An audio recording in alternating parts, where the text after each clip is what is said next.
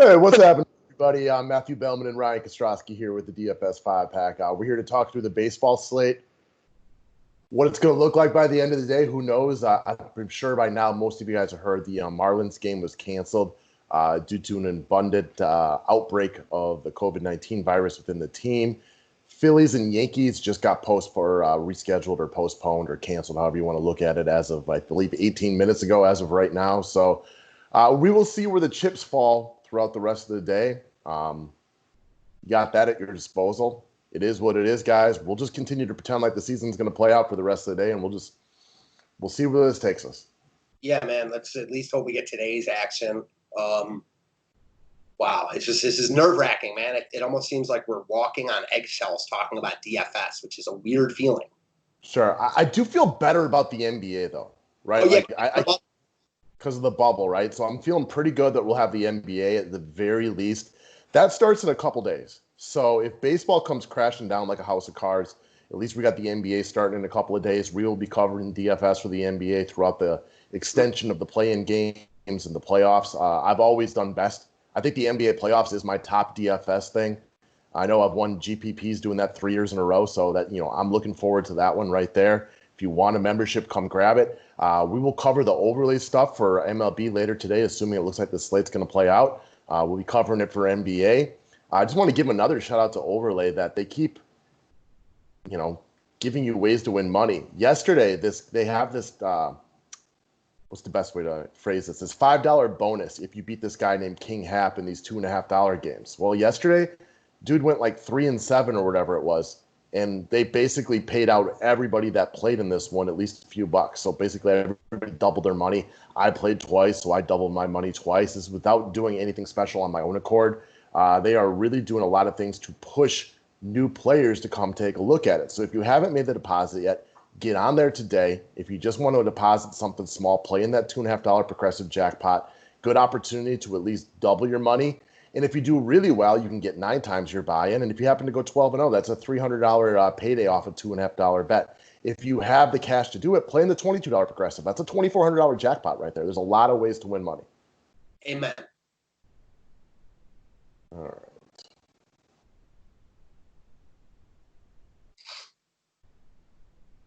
So we're going to go through what we got today, guys. Honestly, you know that there is an opportunity for some of these games to get scratched.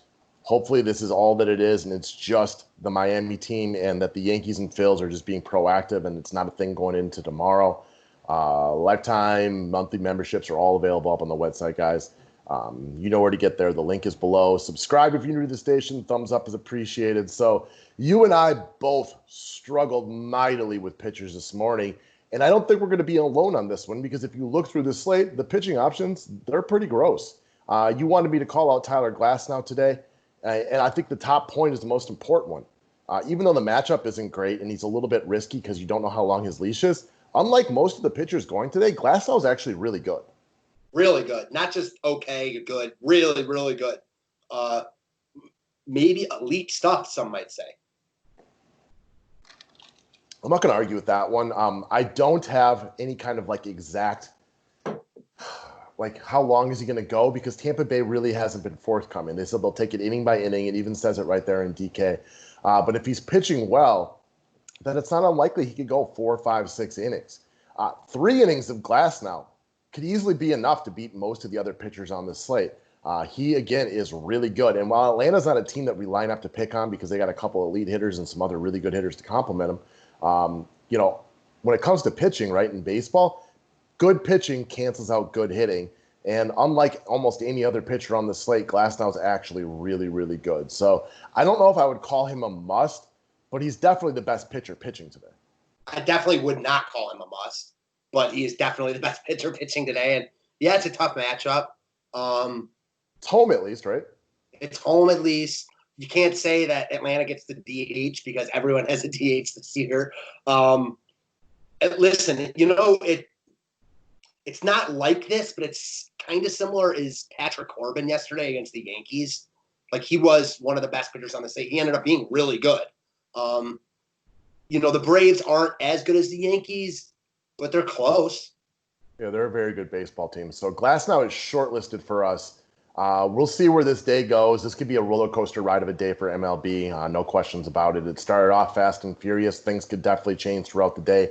But as of right now, he is one of the guys we are looking at. But, we'll see. Again, we talked about Trevor Bauer and Carrasco for a long time on the members only video yesterday that we're really curious to see what they brought. They were obviously both amazing yesterday. So we'll see what Glassnow will do. It's always interesting the first week or two of MLB to see how guys are, how stretched out they are. For sure. Now, I will say like a counterpoint, well, not a counterpoint, but kind of what we just talked about is that he's really good going for him. He's in the tough matchup. We can overlook that. But also with the innings limit or the pitch count, like that's what makes him not a must here, even with the lack of pitching on this slate. We can say with good confidence, it's very unlikely he throws over 90 pitches. Exactly. I mean, we've seen a couple of guys do it, Bauer and Lance Lynn specifically, but I mean, I would put good money that he doesn't go over 90. And those two dudes, Bauer and Lance Lynn, I mean, you can correct me if I'm wrong, but I think of those as like two of the 5 biggest workhorses in baseball as far as you can just pencil them in for 100 pitches unless they're getting shelled. Lance Lynn might be like the biggest like horse like that just throws so many pitches. Definitely. All right, let's move over to some offense. So a guy that you're really digging on, your man crushing on so far this year is Kyle Lewis. I see what you like about him today. He's very affordable. He's got double-digit DK points in every game this year. Started off the season, really seeing the ball well for 11 with a couple bombs. He's one of the better Mariners prospects. They have really high hopes for this guy. He was the manager of the Mariners was talking very high on him coming into the season, and now we see why. He's just swinging the bat well. People don't like to play the Mariners, as you just mentioned. Now, they're not facing Verlander or Greinke here, but people still aren't going to play them. And we've talked about this a lot. We talk about it like with the Tigers and Royals, that they're not stacks we want to use because they don't hit home runs. I'm not saying that the Mariners are one of those stacks, but I think they have a lot more unknown because they have a lot of guys that we just don't know about, including a guy like Lewis, who seems to be seeing the ball well at least. Yeah, he's got big boy power too, which is really, really important. If you saw the home run he hit, I believe it was on Friday, I believe that was off of Verlander as well. I don't think that thing has landed yet. Absolutely tattooed it. So he's got big kid power, sub 4K, very affordable. Hopefully this is one of the games that plays out. And if so, this is a guy you can probably take a look at lower ownership. Mm-hmm. All right, let's move down the list. So one of my favorite plays on the day, and this is another one. I got a couple of guys I want to bring up from Ohio, and there is weather concerns in Ohio. It's hard to know. Like yesterday, Wisconsin had like a 99% chance of rain around 4 o'clock. Ended up not raining at all. That's the weather. You guys all know how that works. Nothing's overly predictable. As of right now, this game looks like it should play out, but just keep your eyes peeled on this one. It's going to be a funky slate. Welcome back to DFS. As far as Castellanos goes, though, this guy has been a DFS 5-pack favorite for years now. He is a masher of left-handed pitching. John Lester at Cincinnati doesn't seem like a crush spot. What I like about that is I don't expect Cincinnati to get a ton of love today. But for whatever the reason might be, Lester has habitually struggled against the Reds for years now. They have almost a complete team OPS of almost 1,000 against John Lester, and this is an over 150 total team at bat. So we're talking 8, 9, 10 starts. This is not a small sample size. For some reason, Lester in Cincinnati struggles. Castellanos crushes left-handed pitching. In the small sample size against Lester, he's 7-12 with 3 bombs. Lester will give up stolen bases. This is a great park for home runs. So if you want to do a little bit more of a stack with the Cincinnati Reds, I don't think that they're going to be massively owned today because Lester is one of the better pitchers on the slate. Division rivalry against his old team, a little bit of a get-up spot for Castellanos. We also just like this guy as a player. I love Castellanos. It's funny that they faced the Tigers and Cubs to start the year, both his former teams. He's just good. He's another one of these former Detroit guys that just absolutely crushes lefties. He's a mini JD Martinez. He really is. He does a lot of the same things. He's not quite as good, but he's very good. No shame in not being as good as JD Martinez, right? Yeah, I mean, and he's very good though. Exactly. Like JD Martinez is, we've talked about this a lot, probably a top 5 hitter in baseball. Castellanos is, a top 25 hitter maybe.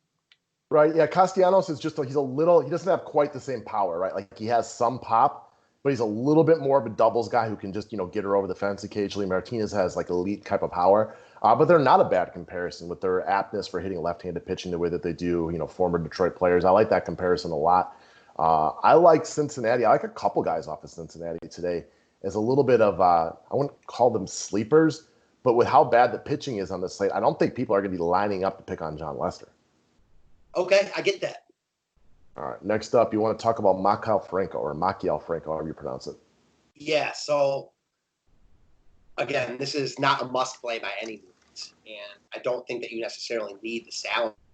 But the Royals are a team I'm looking at a bit here, simply because I watched them all weekend. They were not bad. They just faced really, really good pitching. The likes of Shane Bieber, who obviously was awesome, Clevenger, who they hit a couple home runs against, and ended up winning that game thanks to a Franco sac fly.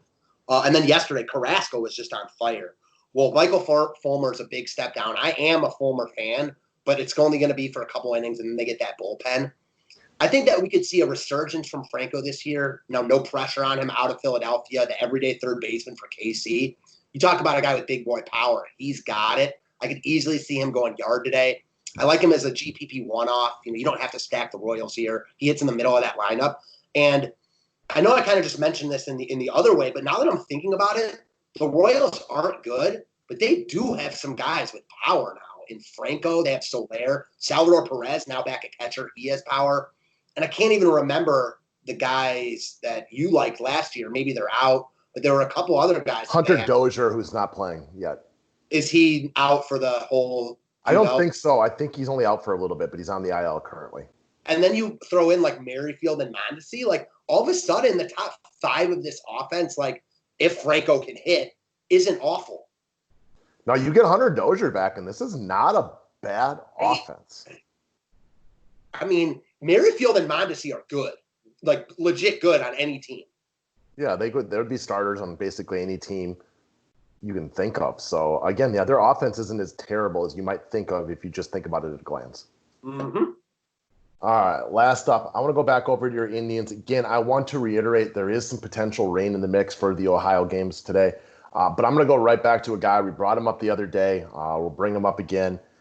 I like taking a look at Cesar Hernandez today for only $3,900. He's back up in that leadoff spot where he belongs. You brought this up last year. This is something you had picked up by watching the Indians. Hernandez had a little bit of a down season for the Phillies last year, moving down to the 8-hole a lot of times. You'd said they were talking about some of the bad habits that he picked up, being a little bit too aggressive in front of hitting the pitcher. Now he's back in his natural spot in the leadoff position. For an Indians team that really kind of got things rolling yesterday, I believe they scored how many runs? 9? Yeah, 9 runs. 9 runs yesterday. So they broke out a little bit. He's sub 4K. So Cease's not as bad as his numbers at a glance. Like if you just click on his DraftKings profile, you see that 5-point ERA and you're like, man, I really want to go all in against this guy. He's not that bad.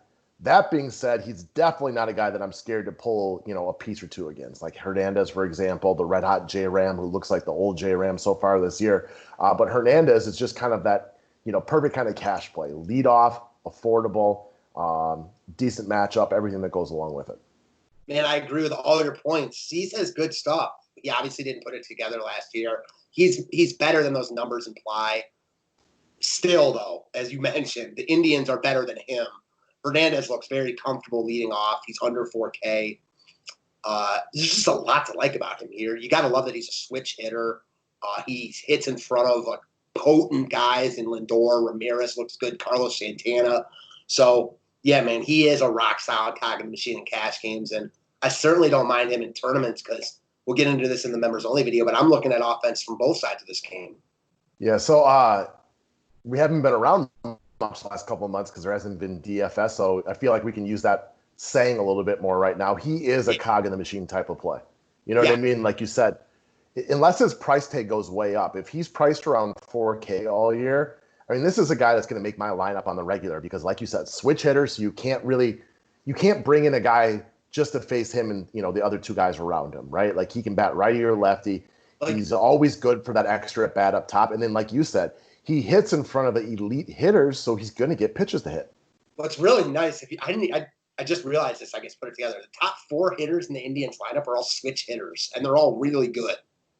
Yeah, so there's a lot to like right here. And until he gets priced up, like if all of a sudden this is a $4,700 player, yeah, maybe you're not looking at him quite as often. What's that? He has no power, so you don't want to pay like close to $5K for him. Sure, but I mean, he's a guy who will probably have double-digit home runs and stolen bases. So it's not like I'm trying to think of the right example, a guy who does neither of those things. He just doesn't do a ton of them. Right. I meant it just in the sense that, like, if you're paying like $5K for someone, it's just like a cog in the machine. You at least want them to have like decent home run upside, you know?